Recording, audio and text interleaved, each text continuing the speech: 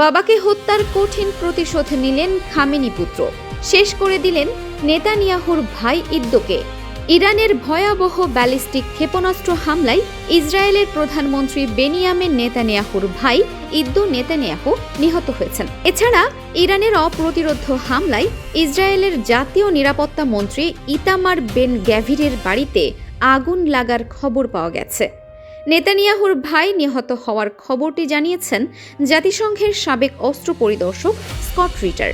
Scott রিটারের বরাত দিয়ে Times of ইসলামাবাদের এক প্রতিবেদনে এই তথ্য জানানো হয়। সম্প্রতি রাশিয়ার সংবাদ মাধ্যম আরটিকে দেওয়া এক সাক্ষাৎকারে এমন দাবি করেন জাতিসংঘের সাবেক এই অস্ত্র পরিদর্শক। তবে ইসরায়েলি কর্তৃপক্ষ আনুষ্ঠানিকভাবে এ বিষয়ে এখনও কিছু জানায়নি। বেনিয়ামিন নেতানিয়াহুর ৩ ভাইয়ের মধ্যে সবার ছোট ইদ্দো নেতানিয়াহু। তিনি পেশায় একজন নাট্যকার।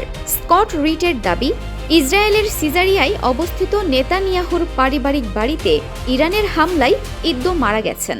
স্কট রিড বলেন, ইসরায়েলের কয়েক স্তরের আকাশ প্রতিরক্ষা ব্যবস্থা ভেদ করে সফলভাবে এই হামলা চালানো হচ্ছে। এটি দেশটির সদ্য প্রয়াত সর্বোচ্চ নেতা আলী খামেনিকে হত্যার ঘটনার বৃহত্তর প্রতিশোধের একটি অংশ। এদিকে দখলদার ইসরায়েলকে লক্ষ্য করে ১ ঘন্টার মধ্যে ৩ দফায় মিসাইল ছুড়েছে ইরান। সোমবার ৯ মার্চ ভোর ৫:৩০টার দিকে প্রথম মিসাইল ছোড়া হয়।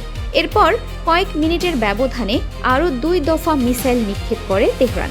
সংবাদ মাধ্যম টাইমস অফ ইসরায়েল জানায়, মিসাইল হামলার প্রভাবে তেল আবিব সহ মধ্যাঞ্চল ও অন্যান্য অঞ্চলে সতর্কতামূলক সাইরেন বেজে ওঠে। এ সময় সেখানকার বাসিন্দাদের মধ্যে আতঙ্ক ছড়িয়ে পড়ে এবং তারা বাংকারের দিকে ছুটতে থাকেন।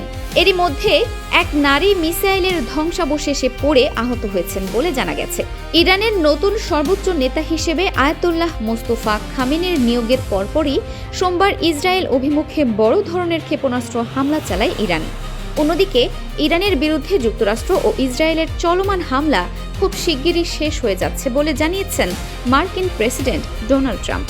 সোমবার ফ্লোরিডার ডোরালে সাংবাদিকদের সঙ্গে আলাপকালে তিনি দাবি করেন, এই যুদ্ধ পরিকল্পনার চেয়েও দ্রুত গতিতে লক্ষ্যের দিকে এগোচ্ছে।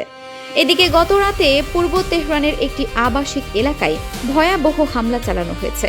কর্তৃপক্ষ জানিয়েছে, এই হামলায় অন্তত ৪০ জন ইরানি নিহত হয়েছেন। এছাড়া আল জাজিরার সাংবাদিকরা ইরানের রাজধানী তেহরানে কিছুক্ষণ আগে একটি বিকট বিস্ফোরণের শব্দ শুনেছেন।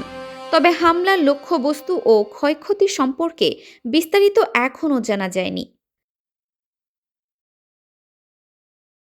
Arfin Farha, desk report, DSK TV.